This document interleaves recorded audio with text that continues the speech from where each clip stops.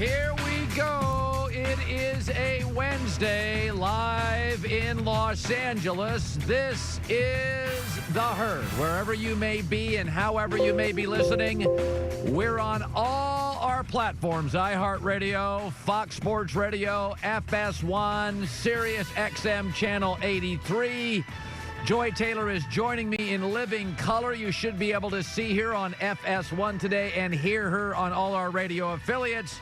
She looks amazing as usual. Joy, how are you this morning? I'm great, Colin. I have a little different backdrop today, but we're back on television. Good to see you guys. We are tinkering every single day. We don't know when we're back in the studio. Maybe it's the governor of California that decides that. There's a lot of incredibly encouraging news with the virus. Hospitalizations are coming down. Death rates, it should be noted, are a lagging indicator. The key indicators before that are hospitalizations.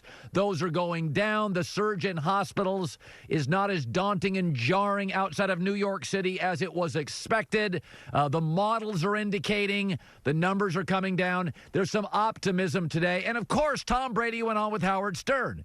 So I like Howard Stern, and I like Tom Brady. So we have ourselves a show today. So here's the big bombshell in the interview. If you did not hear it, Tom Brady was asked by the king of all media, Howard Stern, when you decided to go. I don't think there was a final decision, until it happened. But I would say I probably knew before the start of last season that it was my last year. I knew that, it was just our time was coming to an end. So before the season started, put his house up for sale, that's when he made the decision. But you just don't make a decision then. Doors are open. What they say is before people have affairs, physically, they have emotional affairs, right? You start flirting a little bit before you have the affair.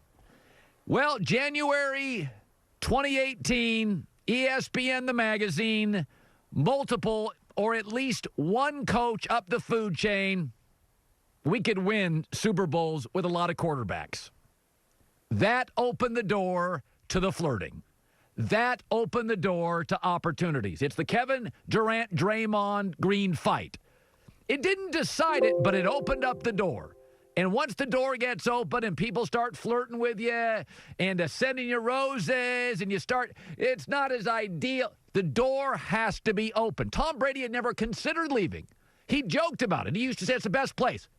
January 2018, New England coaches sell him out in an article. It opened the door to the flirting. And then, of course, he'd just been MVP, took a pay cut, been doing that for 10 years, reads the article, and he's thinking, what? Well, you don't appreciate me? And then, of course, 3 weeks later, he throws for 500 yards, his best Super Bowl performance, never punts, and they lose because Bill Belichick won't play Malcolm Butler, or at least that's what players thought. So now, I've been taking a pay cut. You say you could win with multiple quarterbacks, and I have the best game of my career in the playoffs.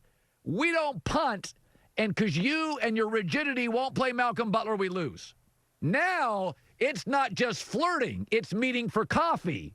Now it's maybe we should have a cocktail. You're sliding into DMs. Following season, he wins a Super Bowl, and they won't give him a friendly deal after the Rams Super Bowl. Then he makes his decision. Now it's over. But all these affairs, it starts by opening the door. And that article made him go, whoa, time out. I'm the best ever.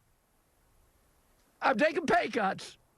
And you don't appreciate me. And I'll tell you what appreciation means. I watched a great documentary last night. It was called American Factory. It's fantastic. Best documentary I've seen in a long time. And I watch a lot of documentaries. And it's about basically a Dayton, Ohio, a factory closes, middle America, small town kind of, not that small. And then a Chinese billionaire comes in, communist country, and opens up a factory. And he is unhappy with how inefficient the American system is. But he forgets that the American system is not communism, and the American system is 8 hours a day, and Americans want to feel appreciated. But what was fascinating about it, of the many things that were fascinating, the workers didn't want to be rich. That wasn't about it. But they didn't feel appreciated by the Chinese billionaire. And they felt appreciated by general managers before they closed, GM before they closed. That feeling appreciated matters. Tom Brady never asked to be the highest paid. Those workers in Dayton, Ohio, never asked to be the highest paid. It wasn't about that. But can you appreciate me going to work head down, doing a repetitive job over and over and over? I have value too. Tom never asked to be royalty. He was never asked to be royalty. He never asked. He carried your water. He took pay cuts. He would always bite his tongue when people asked him after games about certain situations. He would say, well, whatever coach says. But that article is like, we don't even appreciate you. That opened the door. People need to feel appreciated. Tom wasn't, and he decided after winning that Super Bowl against the Rams, he did not play well.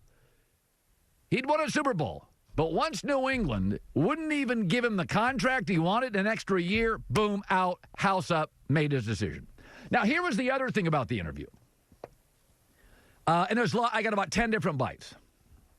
But Tom Brady is a very successful guy, and he's married to a supermodel, and they have beautiful kids, blah, blah, blah. But you would think, everybody always makes fun of the National Enquirer and the gossip magazines, but about 2 years ago, I would see it at the grocery store. I'd look over. When I go to the grocery store, I'm over at Ralph's in Los Angeles. I look over, and it's like Tom Brady and Giselle. They are fighting like crazy. They are squabbling. This thing is in trouble. Oh, what do you know? They were right.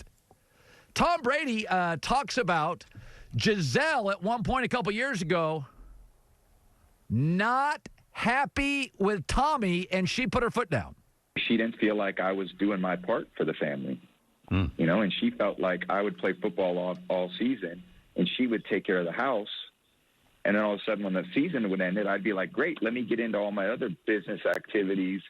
I had to, check myself because she's like, I have goals and dreams too. It's just not to, do these things either. So you better start, taking care of things at the house. She actually wrote me a letter.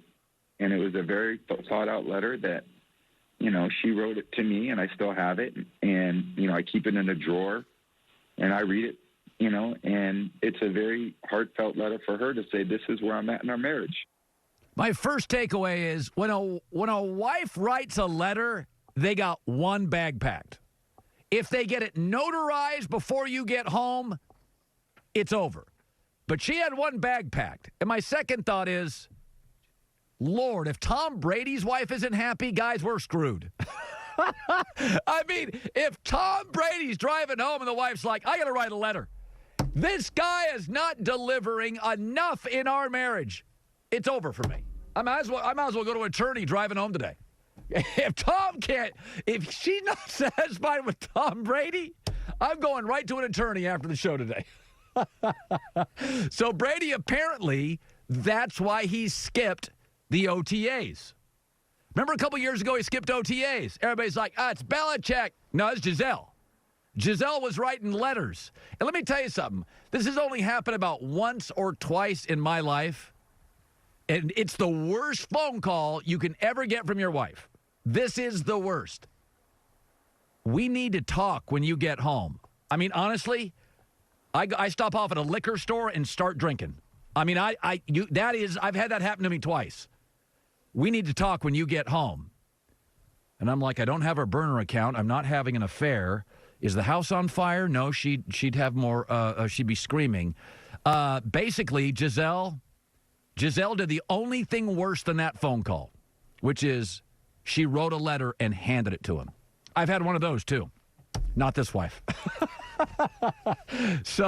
But that's why he skipped the OTAs.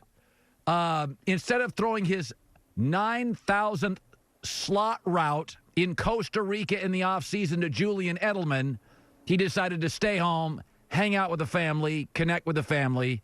But it is nice to know that we've been talking, Joy and I have been talking over the last couple of weeks about not only do we hope we're creating normalcy for you, but you're certainly creating it for us. You're giving us a purpose.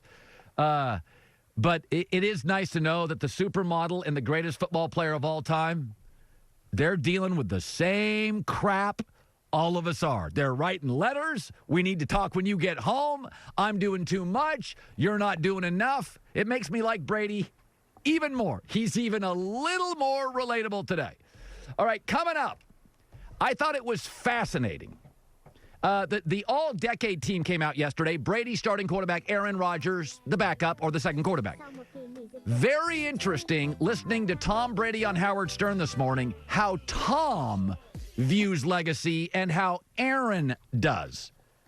That is coming up. The Herd.